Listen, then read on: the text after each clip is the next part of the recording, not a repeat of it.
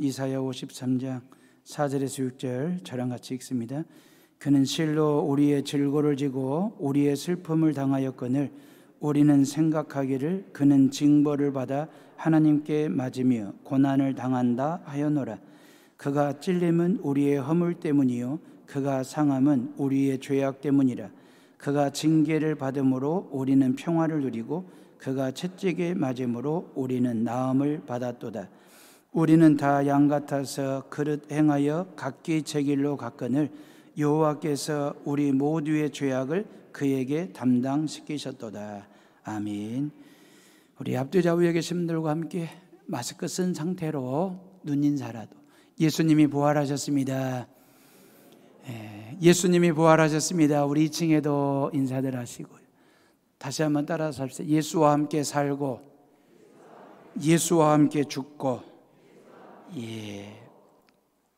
자, 코로나19가 지구촌을 쓰나미처럼 덮치면서 총성 없는 전쟁을 치르고 있습니다. 핵보다 더 무서운 게 있구나, 이게 전염병이구나 라고 하는 것을 알게 되었거든요. 방역 매뉴얼이나 진단키트, 의료진들이 준비되지 아니한 국가는 지금 속수무책입니다.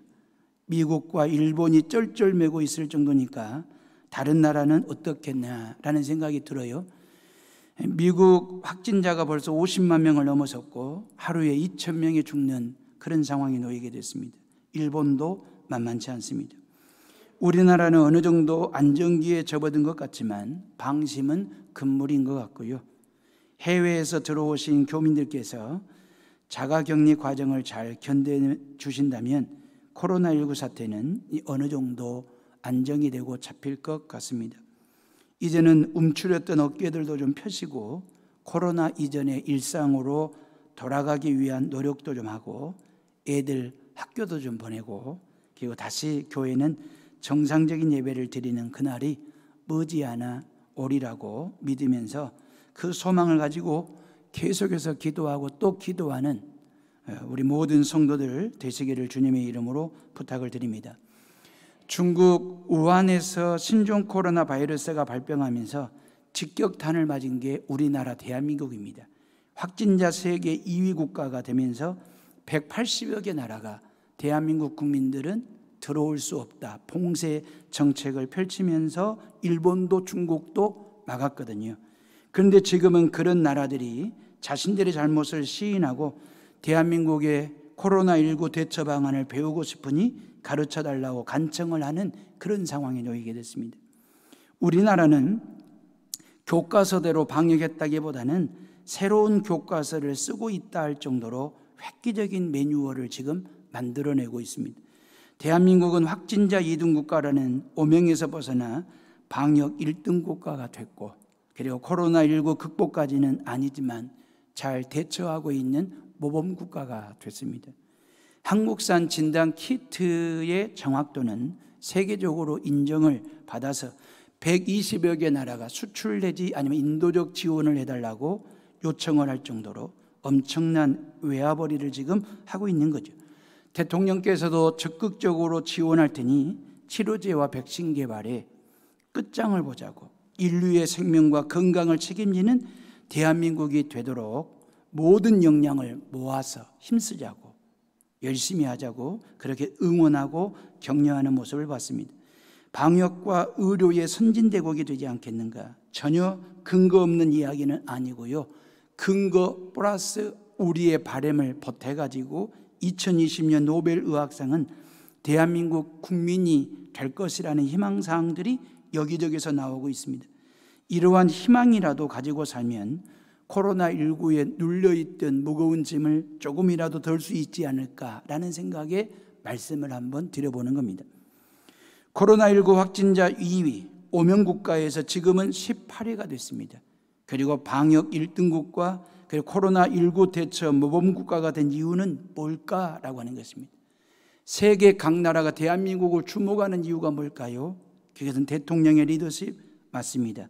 예측 능력과 신뢰감으로 국민들의 마음을 어루만진 정은경 질병본부 본부장을 비롯한 방역 관계자들, 제약 회사의 수고와 헌신 맞습니다. 그리고 지난 2개월 동안 밤낮을 가리지 않고 감염자들을 치료하신 의료진들과 이름도 없이 빛도 없이 자원하며 봉사했던 자원봉사자들의 그 수고 맞습니다. 그리고 이런 극박한 상황에서도 국민들이 허둥대지 않고 사재기를 안 하고 정부의 지시대로 민주적인 절차에 따른 개방성과 투명성에 잘 호응해 주신 국민들의 협력 맞습니다. 이러한 정부의 탁월한 리더십과 국민들의 역량들이 모아져서 이 어려운 난국적 상황을 잘 이겨내고 있기 때문에 이제 세계인들이 부러워하는 그런 나라가 됐고 주목하는 나라가 된 것입니다. 이런 결실을 거두게 된 밑바탕에는 고통분담이라고 하는 네 글자가 또렷이 그 밑변에 새겨져 있음을 우리는 부인할 수 없거든요. 고통분담 말입니다. 사자성어는 아니고요. 정확하게 표현한다면 모든 국민들이 고통을 나누어서 분담, 나눠지자라고 하는 거죠. 5천만 국민들이 말입니다. 저 사람의 고통을 내가 분담하는 거죠. 저 아픔을 내가 분담하고 저 슬픔을 내가 분담하고 내가 대신 나누어 질 줄 알고 져줄 줄 아는 이 고통분담의 착한 심성을 가지고 있는 대한민국 국민들이 바로 이러한 지금의 대한민국을 만든 것은 아닐까라는 생각 말입니다. 어찌 보면 확진 판정을 받아가지고 돌아가신 분들에 대해서 혹여나 80 넘으신 할머니 한 분이 확진 판정 받고 난 후에 돌아가셨다라고 하는 뉴스가 뜨게 되면 우리 어머니가 돌아가신 것처럼 그렇게 마음 아파하며 그 할머니의 죽음에 대해서 애도할 줄 아는, 그 아픔을 분담할 줄 아는, 그 슬픔을 분담할 줄 아는 착한 심성을 가지고 있는 대한민국 국민의 한 사람으로 산다라고 하는 것이 얼마나 행복한 일인지 그 말입니다. 고통을 분담했고 아픔을 분담했고 슬픔을 분담하면서 이 어려운 난국과 난제를, 국가적 재난을 이겨내고 극복하자고 서로 격려하고 또 응원하는 것 말입니다. 이 콩 한 조각이라도 나눠 먹자. 이게 우리 국민들의 마음의 밑변에 깔려 있는 나눔에 대한, 분담에 대한 의식이잖아요. 신천지 31번 확진자로 인하여 대구 그리고 경북 청도가 이 코로나 바이러스 감염이 확 번졌을 때에도 어느 누구 한 사람도 그 지역을 봉쇄해야 된다고 말한 사람은 없습니다. 마음속으로는 어떠했을는지는 모르겠지만 입 밖으로는 그런 말을 안 했거든요. 중국은 우한이라는 도시를 원천 봉쇄를 했죠.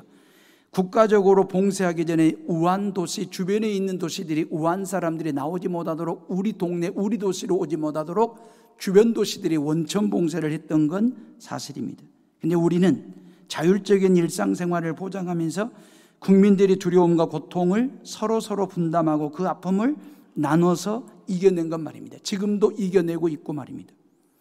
개방성과 투명성 그리고 민주성이 얼마나 선진화된 시스템이고 국가적 재난으로부터 국민과 그리고 건강과 생명을 지킬 수 있는 시스템인지를 이 중국 대처하는 방안과 대한민국에 대처하는 방법을 통해서 세계인들은 비교하며 한국 사회를 극찬하고 있는 그런 상황입니다.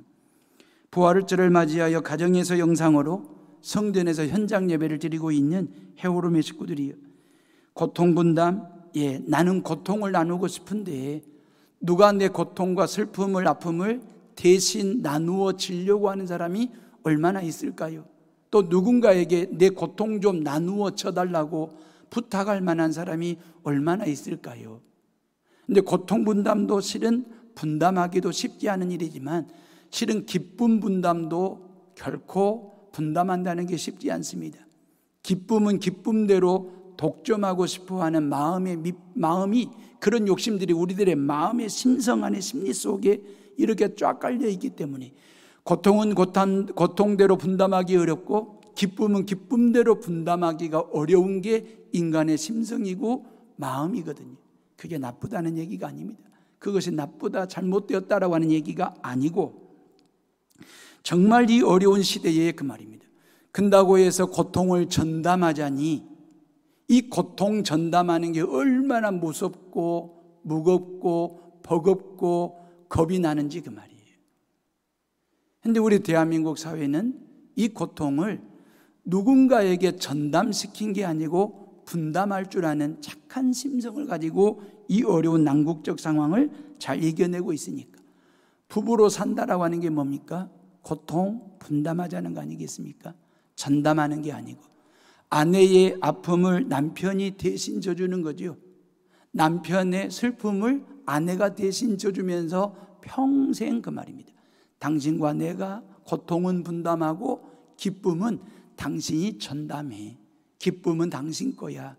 그리 서로 양보하고 응원하며 격려하며 분담하며 전담하며 살아가고자 하는 것이 부부이지 않겠습니까? 부모로 산다라고 하는 게 뭡니까? 자식의 아픔과 슬픔과 어려움을 부모가 분담하겠다라고 하는 거 아니겠습니까?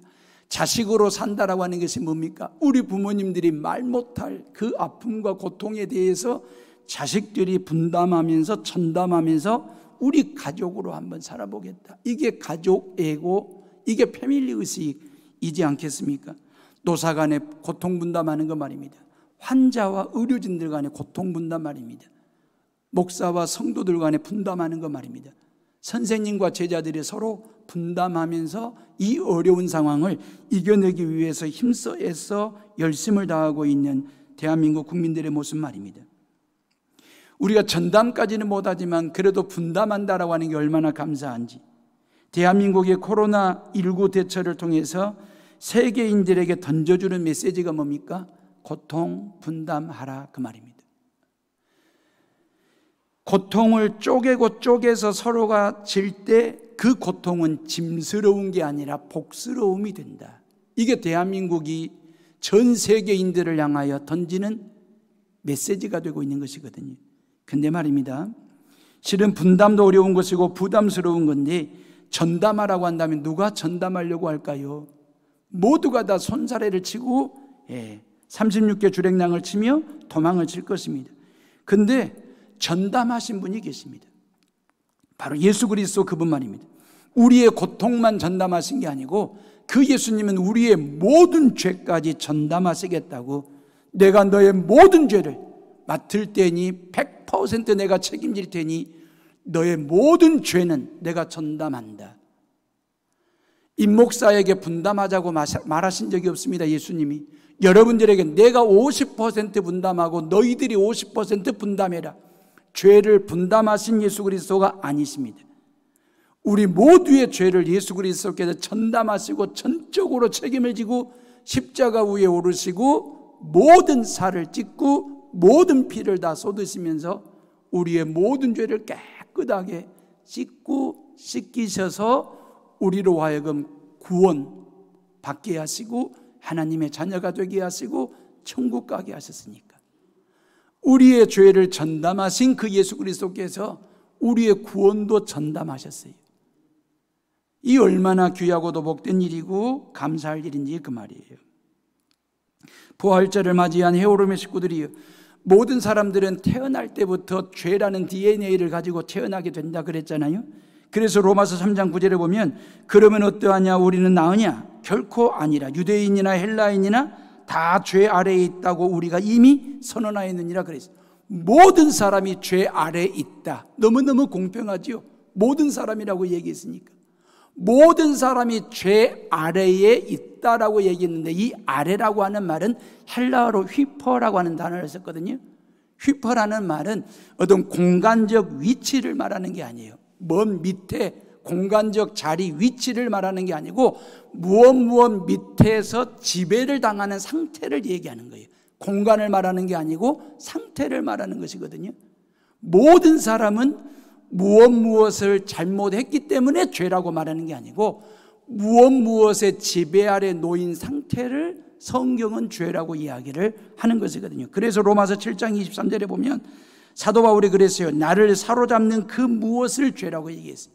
나를 사로잡는 내 생각과 내 입과 내 마음과 내 삶을 사로잡고 나를 여기저기로 질질 끌고 다니는 그 무엇 아래 있는 상태를 죄라고 성경은 그렇게 말씀하시는 거거든요.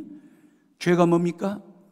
교육학자들은 그렇게 말을 해요. 죄를 교육의 부재라고 얘기합니다. 인격의 미성숙이라고 교육학자들은 그렇게 말하고, 환경론자들은 나쁜 환경과의 접촉이나 아니면 후천적으로 주어지는 것, 환경에 의해서 말입니다. 그리고 사회학자들은요, 죄를 말입니다, 경제적인 가난으로, 전쟁과 사회적 차별과 억압으로부터 온다라고 그렇게 사회학자들은 얘기하고, 자유주의 신학자들은요, 죄의 실체가 따로 있는 것이 아니라 선의 결핍이 죄라고 얘기를 합니다. 곧 선이 부족한 상태가 곧 죄라고 자유주의 신학자들은 그렇게 얘기하거든요. 가장 대표적인 것은 심리학적인 입장입니다. 심리학자들은 죄에 대해서 뭐라고 얘기하냐면 죄를 말하지 않고 죄의식이나 죄책감을 말하거든요. 그러면서 죄라는 단어를 쓰지 않고 상처라는 단어를 씁니다. 심리학자들은. 여러분, 상처는 말입니다, 덮어주고 보듬어주고 감싸주면 상처는 아물게 되어 있습니다.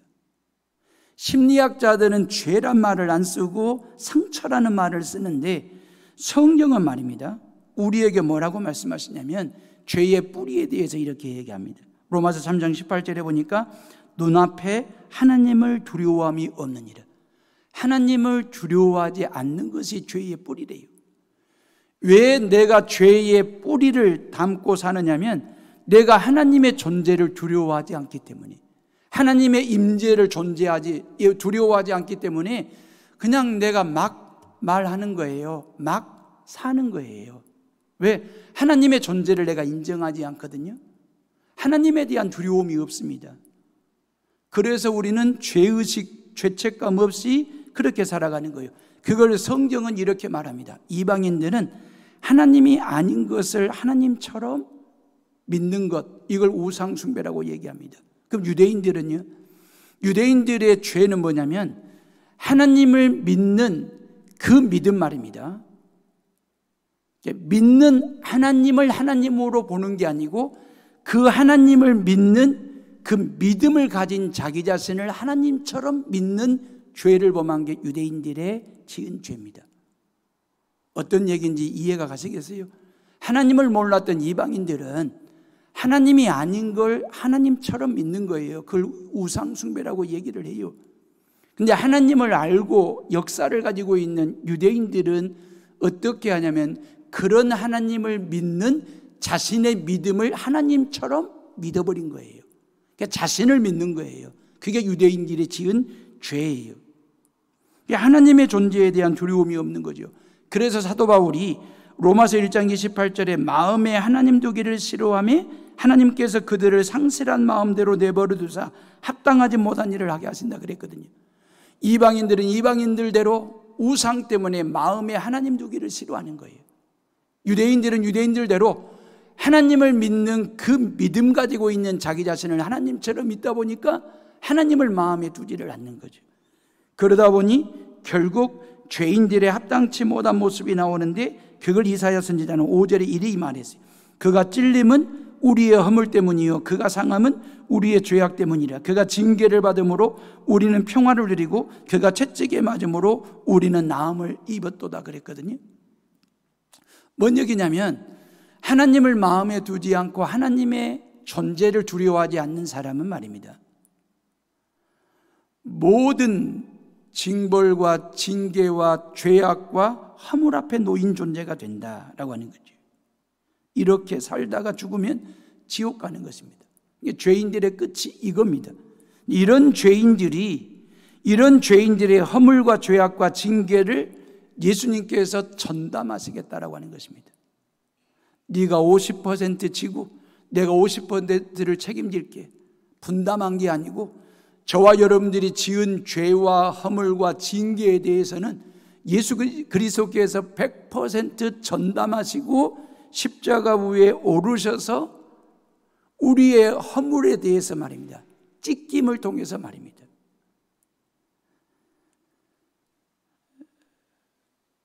채찍의 날카로움에 예수님이 찢기움을 당하고 창자국에 찢기움을 당하고 돌팔매질하는 그 돌 날카로움에 예수님의 몸과 살은 찢기움을 당하는데, 그것은 우리의 허물을 위하여 찢기움을 당했다. 우리의 허물을 전적으로 전담하시기 위함이고, 예수님께서 우리의 모든 죄악과 징벌을 담당하시기 위하여 그분은 상하셨다 그랬잖아요. 5절 말씀. 그 상함을 통해서 당신의 몸 안에 있는 모든 피를 다 쏟으신 그 예수님의 사랑 말입니다. 그 예수님의 은혜 말입니다. 그 예수님이 전담하신 살을 찢는 그 살을 상징하는 떡을 여러분들이 조금 전에 받아 먹으신 거고요. 나를 위하여 상하시고 흘리신 그 예수님의 보혈의 피를 상징하는 잔을 조금 전에 여러분들이 받아 마신 거고요. 이 성찬 말입니다. 이 떡과 잔은 말입니다.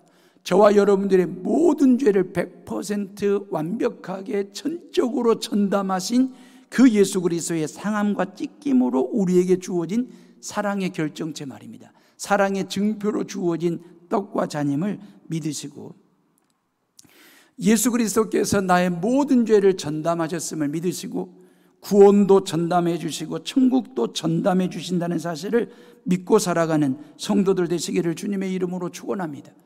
그 예수님이 우리의 모든 죄를 전담하실 때에 십자가상 십자가 위에서 엘리 엘리 라마 사박다니 어찌하여 나를 버리시나이까라고 나의 하나님이라고 절규하며 외치셨던 그 예수님의 모습 말입니다. 사실 인류 역사를 보면 자신의 신앙을 지키거나 나라와 민족을 위해서 아니면 국민의 건강을 위해서 또는 코로나19와 싸우다가 죽으신 분들도 많습니다. 대의 명분을 위해서 자신의 목숨을 기꺼이 바친 사람들이 참 많습니다. 스데반 집사님 같은 경우는 복음을 전하다가 말입니다, 돌에 맞아 순교하시지 않습니까? 돌에 맞는 고통 중에도 말입니다, 스데반 집사님의 얼굴은 천사의 얼굴과도 같았더라. 성경은 그리 말씀하시거든요. 소크라테스 같은 성인도 말입니다, 악법도 법이라고 말하면서 독배를 받아 마실 때의 의연한 모습으로 죽음을 맞이하게 되었다. 역사는 그렇게 이야기하고 있거든요. 여러분, 예수님도 그렇게 죽을 수는 없었을까요? 예수님도 스데반 집사님처럼 천사의 얼굴을 가지고 아무런 소리, 아무런 외침, 절규 없이 말입니다, 예수님도 소크라테스처럼 그냥 그 죽음 자체를 의연하게 받아들이면서 그렇게 죽을 수는 없었을까요? 왜 그렇게 하나님 앞에서 절규하며 죽었을까요? 엘리 엘리 라마 사박단이라고 말입니다. 하나님의 아들답게 죽으시든지 아니면 남자답게 듬직하게 죽으시든지 그럴 수는 없었을까? 혹여나 이런 생각 하시는 분들이 계십니까? 부활의 산소망이 되시는 예수님의 말씀을 듣는 헤어롬의 식구들이 죽는 모습이 편안하게 죽느냐, 불편하게 죽었느냐, 말없이 죽었느냐, 소리 지르며 죽었느냐, 아무런 고통도 느끼지 않게 의연하게 죽었느냐, 아니면 소리를 뻐럭뻐럭 지르면서 고통스럽게 죽었느냐에 우리의 죄가 사함을 받고 안 받고가 결정나는 것이 아닙니다. 누가 나를 대신하여 죽었느냐가 나를 죄 가운데서 구원하는 것이지, 스데반이 천사같이 죽었다 해도 스데반은 나의 구세주가 될 수 없고요, 소크라테스가 의연하게 죽음을 맞이했다고 해서 그가 나의 죄를 전담도 아니고 분담할 수도 있는 그런 인물이 아닙니다. 스데반이 됐든 소크라테스가 됐든 석가가 됐든 공자가 됐든 이 모든 사람들에게는 인간의 죄를 전담할 수 있거나 분담할 수 있는 신적 권위가 없습니다. 오히려 그분들도 자신들의 죄 문제를 해결하지 않으면 죽어 지옥 갈 수밖에 없는 죄인들입니다. 그들은 결코 천사의 얼굴을 가지고 죽었다 할지라도, 의연하게 죽음을 맞이했다 할지라도 그들은 우리의 구세주가 될 수 없고, 구세주는 오직 예수 그리스도 그분이심을 믿으시기를 주님의 이름으로 축원합니다. 소크라테스나 스데반이나 석가모니나 공자가 우리의 허물을 위하여 찔림을 당한 적 없고 우리의 죄악으로 인하여 상함을 받은 적이 없습니다. 오히려 이러한 사람들도 결국 자신들의 허물과 죄악 때문에 결국 죄사함 받지 아니하면 죄인으로 살다가 죽을 수밖에 없는 그런 존재들 말입니다. 오직 예수 그리스도 그분만이 하나님의 아들 되시고 저와 여러분들을 모든 죄 가운데서 구원하실, 죄를 전담하시고 구원을 전담하실 하나님의 아들 되시고 구원의 주가 되신다는 사실을 믿으시기를 부활하신 주님의 이름으로 축원합니다. 예수 그리스도 그분이 징계를 받음으로 우리가 평안을 누리고 그가 채찍에 맞음으로 우리가 나음을 입었도다 그랬잖아요. 나음을 입었다는 말이 치료를 받았다는 얘기인데, 이 얘기는 영적으로 해석하면 죄로부터 사함을 받았다라고 하는 얘기가 됩니다. 코로나19 감염 상태를 진단하는 이 키트는 말입니다, 한국산이 최고랍니다. 정확도가 높기 때문에. 이 정확도가 높은 중국산은 정확도가 떨어져가지고 중국산은 중국산다운데, 코로나19 진단 키트는 만들어놨습니다. 정확도도 높여놨습니다. 근데 아직 치료제와 백신을 만들지 못한 그런 상황이고, 이게 한 1년 남짓 올 연말이나 돼야 이 치료제와 백신을 만들 수 있다고 하는데, 이 일을 위해서도 여러분들이 기도해 주셔서 연구진들이, 의료진들이 최선을 다해서 이러한 치료제와 백신을 대한민국이 1등으로 만들어낼 수 있도록 여러분들이 기도해 주시고, 내가 죄인인지 아닌지를 정확하게 진단하는 키트가 있습니다. 그 십자가 키트입니다.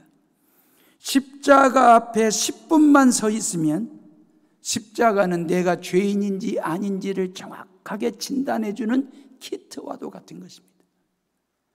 근데 코로나 진단 키트는 코로나 감염 여부만 알려주지 치료제 약이 없어요. 백신이 없어요.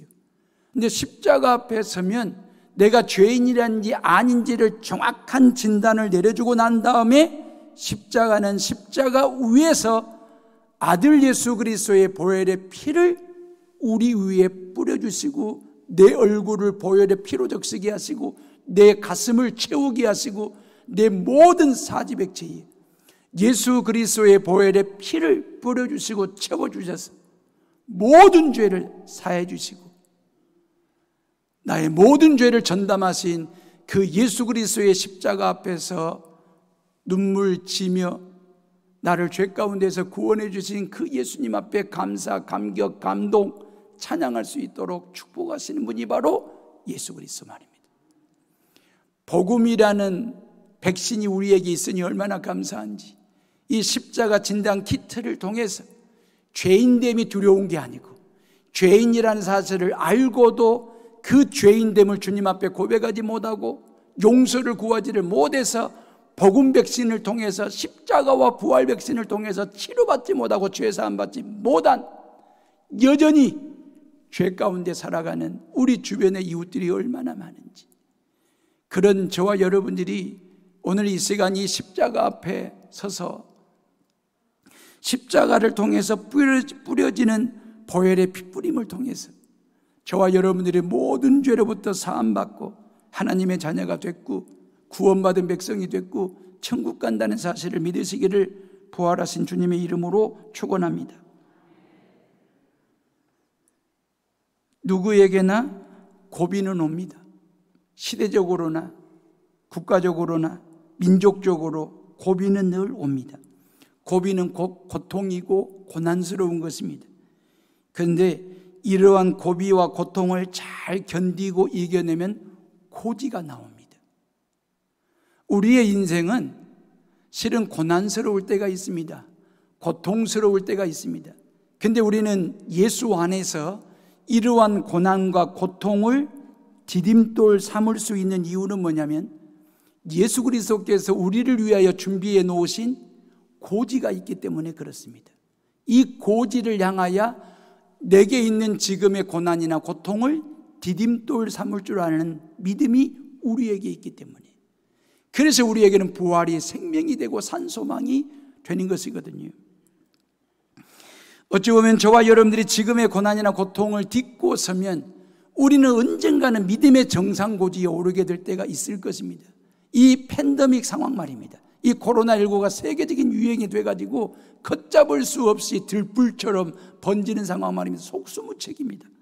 이런 상황, 이 시대적 엄청난 고비, 이 고통스러운 상황 말입니다. 핵무기보다 더 무서운 게 전염병이구나라고 하는 걸 확인하면서 말입니다. 이러한 고비를 잘 이겨내면 고지가 보입니다. 건강이라는 정상고지 말입니다. 생명이라고 하는 정상고지 말입니다.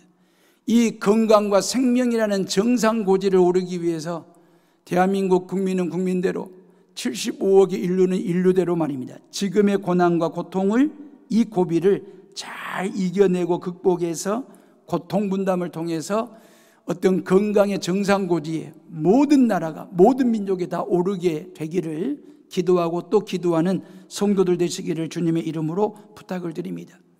여러분, 십자가 죽음 앞에서 베드로가 고비를 만났습니다. 너 예수랑 한편이지? 물었을 때의 말입니다. 나는 예수를 모른다라고, 예수와 나는 아무런 상관이 없다고 예수를 부인하고 예수를 욕하고 3번씩이나 부인을 합니다. 그 고비 앞에서 베드로는 넘어진 것입니다.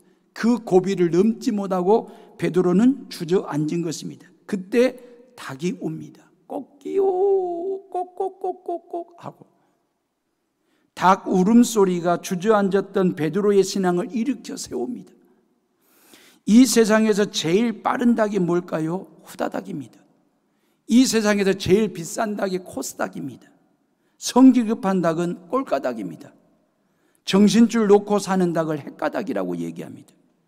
한성질하는 닭을 보고 미치고 팔닭이라고 얘기합니다. 베드로가 예수님을 모른다라고 배신할 때에 어떤 닭이 울었을까요?